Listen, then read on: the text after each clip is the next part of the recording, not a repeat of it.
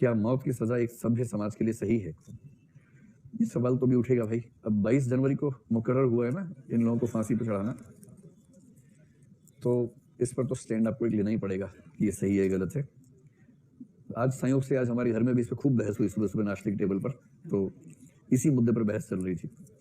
देखिए, किसी सभ्य समाज में फांसी की सजा आदर्श रूप में ना हो तो बेहतर है, इसमें कोई डिबेट नहीं है।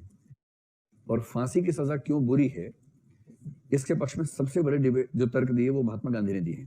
महात्मा गांधी मृत्युदंड के विरोधी थे।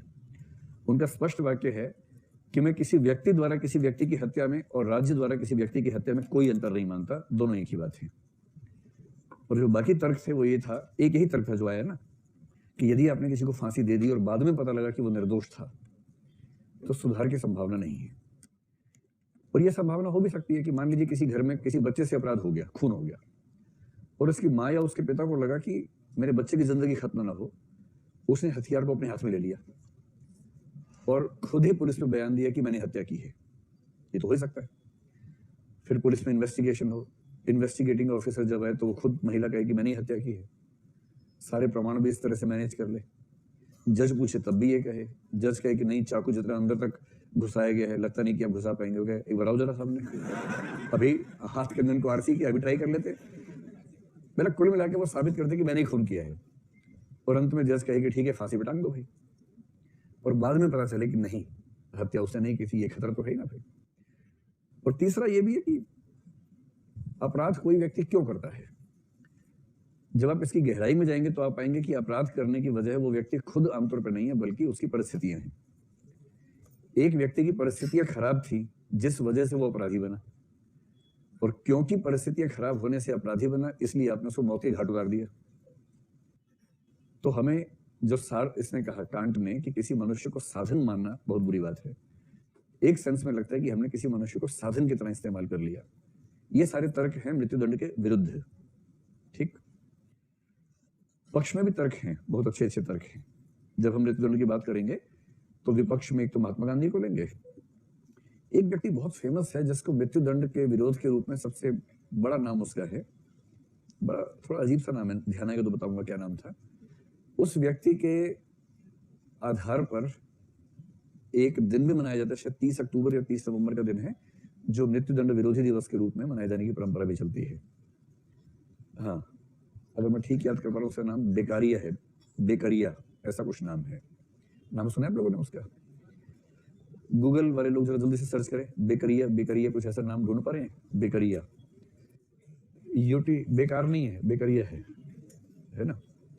उस व्यक्ति को मृत्युदंड का सबसे बड़ा विरोधी दुनिया भर में माना गया है, और महात्मा गांधी के आर्गुमेंट्स और उसके आर्गुमेंट्स काफी हद तक मिलते जुलते हैं। मिला भी आप लोगों को? गूगल एक्सपर्ट कौन कौन है? कौन सा, किस दिन? 10 अक्टूबर को। हाँ, किसकी याद में मनाते हैं वो देखो। ओहो, मृत्युदंड विरोधी दिवस 10 अक्टूबर को है भाई। वो जिसकी याद में है ना, मैं उसी का नाम ढूंढ रहा हूँ। उसी व्यक्ति की स्मृति में उसको मनाते हैं।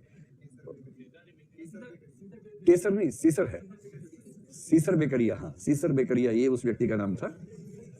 केसर कैसे हो सकता है यार? सीसेर बेकरिया उसका नाम था। तो ये व्यक्ति मृत्युदंड के विरोध में सबसे बड़ा चिंतक दुनिया भर माना गया है। इसी की स्मृति में मृत्युदंड विरोधी दिवस मनाने की परंपरा है। लेकिन ये सारी बातें कहने के बावजूद यदि आप मुझसे पूछेंगे तो मैं कहूंगा मृत्युदंड एक सही व्यवस्था है, जिसके लिए हमारे सुप्रीम कोर्ट ने बड़ी अच्छी बात कही है कि रेयरेस्ट ऑफ रेयर केसेस में इसका प्रयोग होना चाहिए। रेयरेस्ट ऑफ रेयर का मतलब विरल में से भी जो विरलतम मामले हैं। और विरलतम मामले कौन से हैं? सुप्रीम कोर्ट ने कहा है, एक तो वो जिसमें जरा सा भी संदेह ना हो कि अपराधी ये व्यक्ति है या नहीं। एक तो ये एकदम स्पष्ट होना चाहिए, अकाट्य प्रमाण होने चाहिए, तब किसी को हम मृत्युदंड दें। दूसरा, उस व्यक्ति के अपराधी बनने की प्रक्रिया में परिस्थितियों की भूमिका ज्यादा ना हो, बल्कि उसकी रुचि, उसका शौक, उसका अभ्यस्त हो जाना केंद्र में हो। तीसरा, अपराध इतना जघन्य हो कि उस अपराध के लिए मृत्युदंड नहीं देना अपने आप में किसी और के लिए बहुत घातक हो सकता हो। इन सब कसौटियों को देखते हुए यदि हम किसी को मृत्युदंड देते हैं तो ठीक है। जैसे इस केस में ये जो 4 या 6 लोग थे, 6 में से एक तो बच गया क्योंकि वो छोटा था। और इन सब की योजना क्या बनी? अदालत में वकील के कहने पर एक वेब सीरीज है डेली क्राइम, अगर आपने देखा हो तो उसमें इसी पे बहुत विस्तार में सारी रिपोर्ट्स वगैरह हैं, उसको देख के जो बात समझ में आती है वो ये कि उस बच्चे ने सारी योजना बनाई थी, ऐसा है नहीं, जैसा प्रसिद्ध बात है ना, वो ऐसा इसलिए हुआ, ये वकील की कारस्तानी होती है। जब पता है कि 6 में से 1 छोटा है जिसको फांसी हो नहीं सकती, तो सबने मिलकर क्या योजना बनाई, ये साबित कर दे कि सारी योजना इसी की थी, इसे सजा हो नहीं सकती है और हम सब इस वजह से सजा से बच जाएंगे। तो उसने सारी योजना बनाई, ऐसा शायद सच नहीं है, ये तो एक छवि है जो बना दी गई है ताकि कानून का फायदा उठा सके।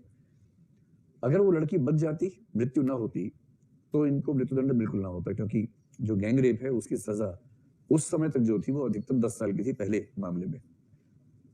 लेकिन उस लड़की की मौत होते ही ये मामला हो गया गैंग रेप प्लस मर्डर का हो गया, जिसमें मृत्युदंड हो सकता था। तो फिर जब मामला इतना हाई प्रोफाइल हो जाता है, फिर जुडिशरी भी दबाव में रहती है, तो मृत्युदंड हुआ 4 को, 1 ने आत्महत्या कर ली।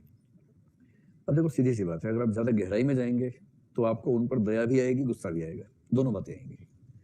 गहराई में नहीं जाएंगे तो केवल नफरत कर सकते हैं, पर जो व्यक्ति केवल नफरत कर रहा है इसका मतलब वो उतनी गहराई में जाने को तैयार नहीं है।